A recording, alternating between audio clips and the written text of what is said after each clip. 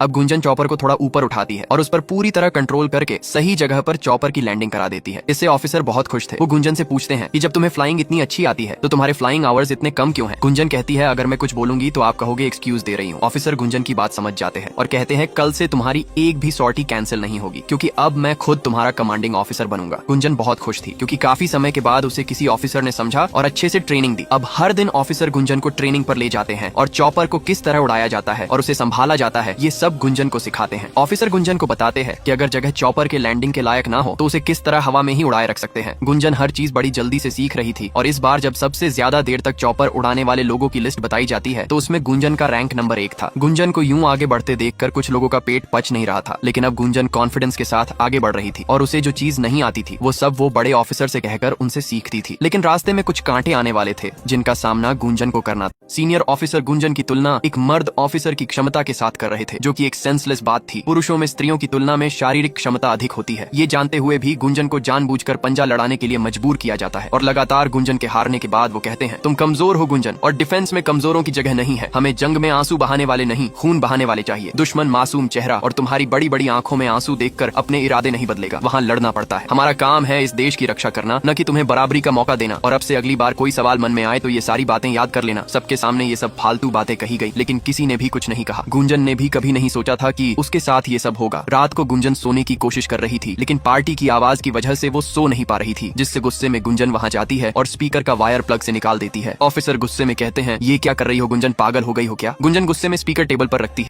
अब गुंजन कहती है सर मैं ही नहीं मेरे पापा भी पागल थे, जो बचपन से कहते आए हैं कि कॉकपिट में बैठने वाला लड़का हो या लड़की दोनों पायलट ही होते हैं। पागल है ना पापा सर, उन्हें क्या पता था मुझे यहाँ आकर अपने आप को साबित करने के लिए पंजा लड़ाना पड़ेगा। गुंजन कहती है कुश्ती थोड़ी करने आई हूँ सर, मैं यहाँ पर प्लेन उड़ाने आई हूँ, उठाने नहीं। गुंजन के साथ जो कुछ भी अब तक हुआ और इन लोगों ने किया उसका दर्द उसकी बातों में साफ साफ झलक रहा था। सर कहते हैं गुंजन बस करो। गुंजन कहती है नहीं सर आज आप सुनो, मुझे ना पता चल गया प्रॉब्लम क्या है। प्रॉब्लम मेरी कमजोरी बिल्कुल भी नहीं है, आपका डर है कि कहीं ये मैडम सर ना बन जाए, नहीं तो सल्यूट करना पड़ेगा, उसमें तो आपकी मर्दानगी खत्म हो जाएगी।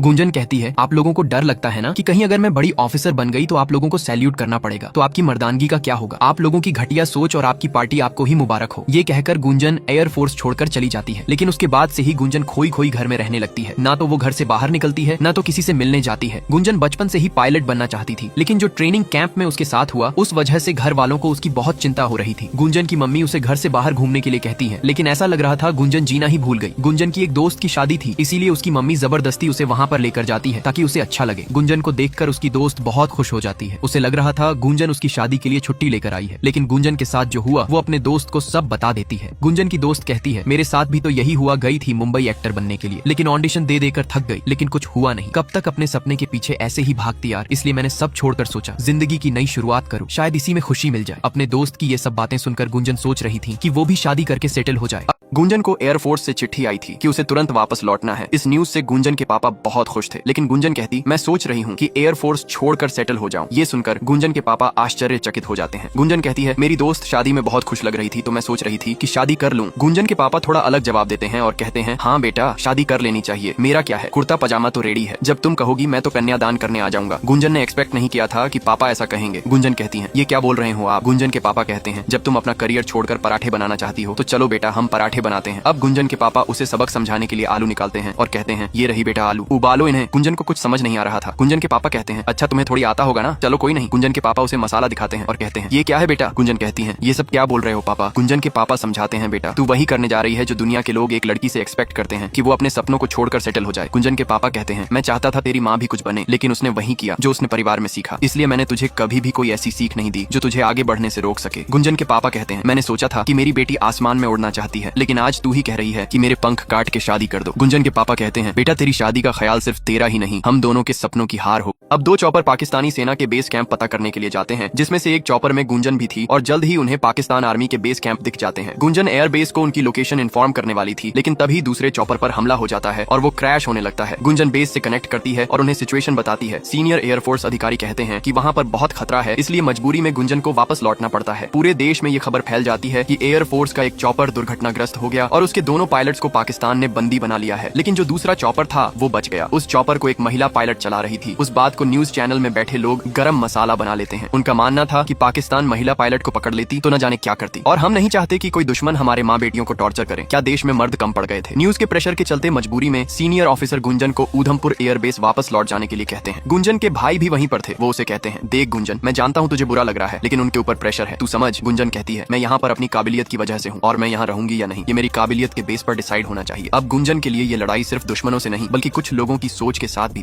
गुंजन का भाई उनमें से था जिसे लगता था कि महिलाएं अगर बाहर जाकर कुछ करती हैं तो शायद उन्हें इस पुरुष प्रधान समाज में बहुत सी मुसीबतों का सामना करना पड़ेगा। लेकिन गुंजन कहती है, भैया पहले अपनी सोच बदलो, क्या पता आपको देखकर समाज भी बदल जाए। इंडियन आर्मी की एक टुकड़ी किलो वैली की तरफ बढ़ रहे थे, तभी उन पर अचानक से ऊपर से हमला हो जाता है। पाकिस्तानी सैनिक पहाड़ों के ऊपर छुपकर इंडियन आर्मी पर हमला कर रहे थे, जिससे उस हमले में बहुत से हिंदुस्तानी सैनिक घायल हो जाते हैं। इसलिए उन्हें रेस्क्यू करने के लिए इंडियन आर्मी एयर फोर्स से मदद मांगती है। एयर फोर्स के ऑफिसर जल्दी से हेलीकॉप्टर तैयार करने के लिए कहते हैं, लेकिन तभी उन्हें पता चलता है कि जितने भी पायलट थे वो पहले ही मिशन पर जा चुके हैं। उनके पास अभी भी एक ऑप्शन बचा था और वो थी गुंजन। होक 1 में गुंजन के सीनियर ऑफिसर थे और होक 2 में गुंजन।